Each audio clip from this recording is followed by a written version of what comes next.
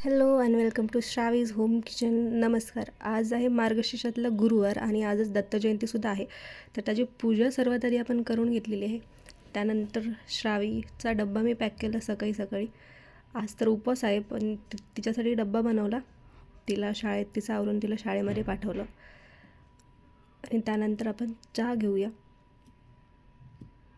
तुम्हाला कोणाकोणाला गोड चहा आवडतो? मला गोड चहा नाही आवडत, मीडियम चहा आवडतो. आणि अद्रक आणि इलायची तर मस्ट आहे त्यामध्ये. बऱ्याच जणांना अद्रकवाला चहा नाही आवडत, इलायचीवाला आवडतो. तर आपला आजचा व्लॉग आहे पुरी भाजी आणि खीर बनवण्यासाठीचा. तर आपण आज उपवास सोडवण्यासाठी खीर आणि पुरी भाजी बनवलेली आहे. चला तर बनवायला सुरुवात करूया. सर्वात आधी आपण पुरीचं पीठ भिजवूया. तर मी अर्धी वाटी रवा घेतलेला आहे. त्यामध्ये थोडंसं पाणी टाकायचं. तर पुरी टम्म फुगण्यासाठी ना ही ट्रिक खूप महत्त्वाची आहे. तर रवा जो आहे ना तो सगळं पाणी ॲब्झॉर्ब करून घेतो. त्यानंतर आपल्याला जेवढं पीठ लागतं तेवढं पीठ घ्यायचं. त्यामध्ये 2 चमचे मी बेसन पीठ टाकले, जेणेकरून पुरीला छान असा क्रिस्पी लालसर रंग येईल. आणि त्यामध्ये 2 चमचे कडक मोहन तेल टाकायचे आणि हळूहळू घट्टसर एकदम घट्ट असं कणिक भिजवून घ्यायचे. त्याला म्हणजे पाणी कमी घालायचे, जास्त पातळ नाही होऊ द्यायची. पुरीचं पीठ हे पोळीच्या पिठापेक्षा थोडंसं घट्टसर असतं आणि त्याला ओल्या कपड्यांनी थोडा वेळ झाकून ठेवायचं. तर इथे मी तांदूळ घेतलेले, जे की 4 चमचे तांदूळ आहे, जे मी भिजत घातलेले होते दुधामध्ये आणि अर्धं पाणी टाकून खिरीसाठी. तर आपण आज तांदळाची खीर बनवत आहोत. त्यामध्ये मी इलायचीसुद्धा टाकली होती. तर भिजलेले तांदूळ आपण मिक्सरमध्ये बारीक वाटून घेऊया.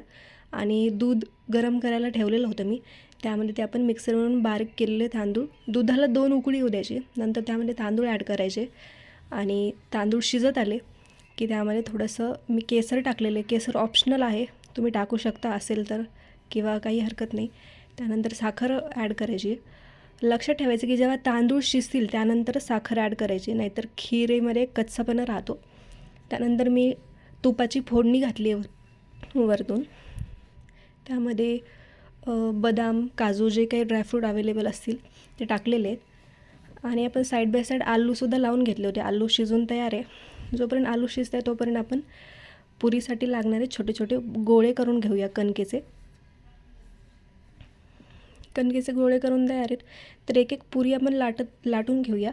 तर एक लक्षात ठेवायचं की सर्व पुऱ्या एकदाच लाटून नाही घ्यायच्या, नाही तर मग त्या कडक होतात त्याचं आवरण आणि त्या फुगत नाहीत. तर 4-5 पुऱ्या लाटून घ्यायच्या आहेत. आणि त्यानंतर आपण आलू शिजलेले आपण फोडणी देऊन घेऊया आलूच्या भाजीला. सर्वात आधी तेल, मोहरी, जिरं टाकलेले. भरपूर कांदा परतून घ्यायचा आहे. कांदा छान परतला, लालसर झाला की त्यामध्ये अद्रक लसूण पेस्ट टाकायची, लाल तिखट, हळद, गरम मसाला टाकायचा आहे, कढीपत्ता आणि माझ्याकडे थोडेसे वाटाणे होते ते टाकले. ते छान परतल्याच्या नंतर 2 टोमॅटो इथं मी छान बारीक चिरून घेतले होते ते टाकून घ्यायचे. त्याला छान मॅश होऊ द्यायचे. त्यामध्ये मीठ टाकायचे आणि आपला आलू असा कुस्करून घालायचा आहे. त्याच्यात एकदम अशा चांगल्या फोडी नाही करायच्या. ही ना भंडारा स्टाईल आलूची भाजी आहे, तर तो असाच असतो.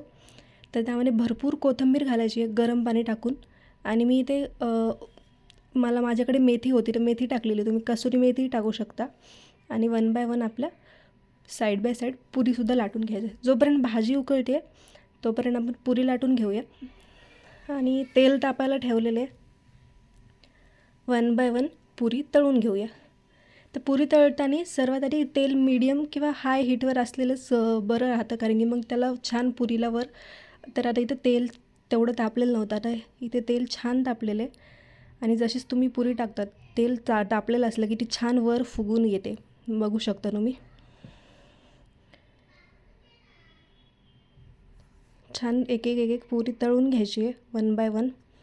तर मी इथे एक एकच तळते. तुम्हाला जर छोट्या पुरी असेल तुम्ही 2-2, 3-3 सुद्धा एका वेळेला तळू शकता, but I prefer doing it 1 at once.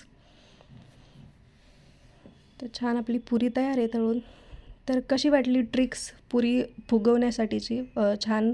तुम्हाला कणिक अशी करून पहा नक्की. आणि तुम्ही नवीन जरी असाल तर नो फेल पुरी ट्रिक आहे ही. नक्की पुऱ्या फुगतील. आणि आपली भाजी तयार आहे. रेसिपी कशी वाटली कमेंटमध्ये कळवा.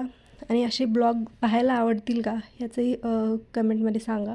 चॅनलला सबस्क्राईब करा, नोटिफिकेशनची बेल दाबा. आणि थँक्स फॉर वॉचिंग.